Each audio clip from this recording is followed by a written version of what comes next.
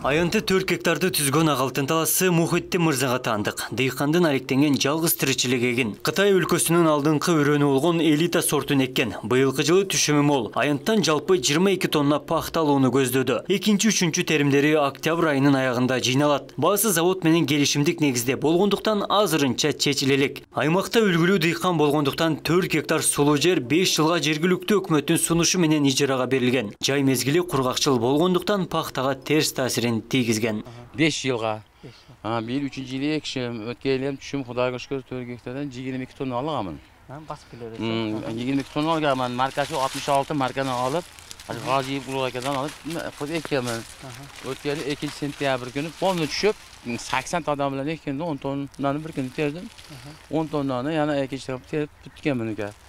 Бийил эсе 10 апрель günü yeri tegizlep 10 aprel günü ekkenmen paxtani.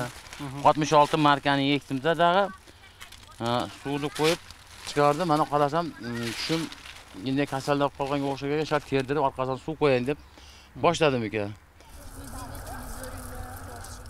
Дуанда Ак-Алтындын алгачкы түшүмүн терүү башталды. 4 гектар аянттагы пахта Кытай өлкөсүнүн номер 66 элиталык сорту. Дыйкандар кымбатчылыктан чыгым көп болгондуктан өткөн жылга салыштырмалуу баанын жогору болушун айтууда. Ак-Алтындын түшүмү дагы жакшы. 4 гектар аянттан 3-чү теримге чейин 22 тонна пахта алынышы күтүлүүдө. 40-тан ашуун кыз келиндин ар бири күнүнө 80 килограммга чейин пахта терет. Дыйкан менен алдын ала келишим түзүп, килограммы 6 сомдон терип берүү бекитилген. Ак-Алтындын алгачкы терими пахта тазалоочу 2 ири заводко жеткирилет. Келишимдик кардар өлкөлөр Туркия жана Орусия. Пандемиянын терс таасири базар баасына дагы чоң соккуруп, өткөн жылы ба 4 сомго чейин түшкөн. Ак-Алтындын басымдуу бөлүгү Туркияга экспорттолот. Таярын териш осон. Endi hozir bir yili har qaray yomon emas, paxtalar yaxshi. Bir kuniga 100 ga yaqin teryapmiz. Paxtalar Xudoga shukr.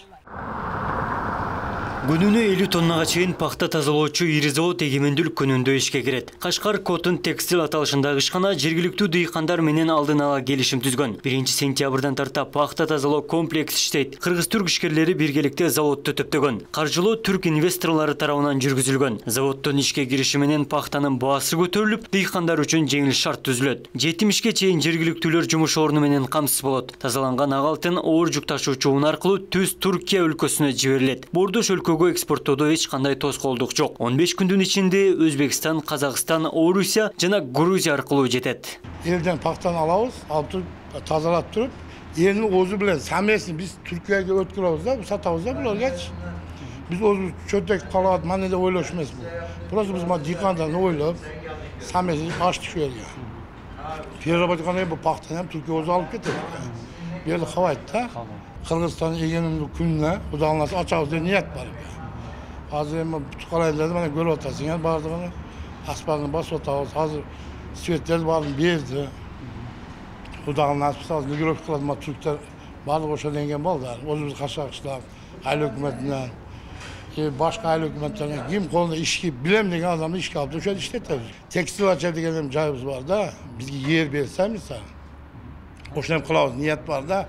Ошону 200-300 адам иштейт. Облустун аймагында кылкандуу дан эгиндерин оруп жыйноо аяктоо алдында. Ак-Алтын 2 гана Кара суу Арабан аймагында өстүрүлөт. Жалпы 9500 гектар аянтка айдалган. Былтыркы жылга салыштырмалуу 1500 гектар аз. Облуста 11 ири пахта заводу бар. Абдумалик Базарбаев, Самат Сейдематулу, Ош ТВ.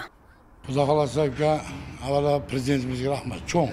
Ушундай инвестор чет элден Түркия совместный Түркия менен Кашкар Котун текстил деп ошол жерде совместный ачып атабыз. Кудайга насип кылса, Карасун хакимы, Кашкар кыштагынын хакимы, Оштордон билиш бардыгы чоңдорго чоң рахмат. Келип каралаш неме кылайлы деп атат. Аввала президентибизге, Тажипке рахмат. Үлкен болот эми бересин. Ушуларга бардыгына мен ыраазычылыгымды билдирип кеттим. Кудайга кааласа, bu bir gününe 50 tonnada Kudayga переработка кылат да. Элден пахтаны алабыз, алып туруп тазалап туруп, элдин өзү менен самесин биз Түркияга өткөрөбүз да, сатабыз да буларгачы. Биз өзүбүз чөтөк калат, мана эле ойлош эмес бул. Просто биз мына дыйкандан ойлоп, самесин ачтык шу жерге. Переработканы бу пахтаны ham Түркия өзү алып кетет. Bu yerda qabaydi da. Ha.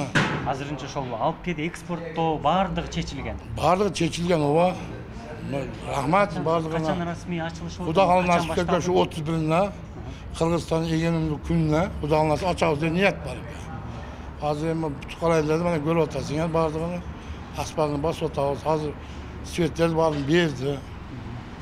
Құда қалынасы biz hazır Nigirov kıladıma Türkler bardığı oşa dengen baldı. O'zimiz kaşakçılar, aile hükümetinden, başka aile hükümetlerine kim kolunda işki bilem degen adamı işki alıp şöyle işletiriz. Kança жумушчу түзүлүшү мүмкүн? Bir yerde hem kanal samarat hem kamil çok degen bir 60-70 adam meşet işledi.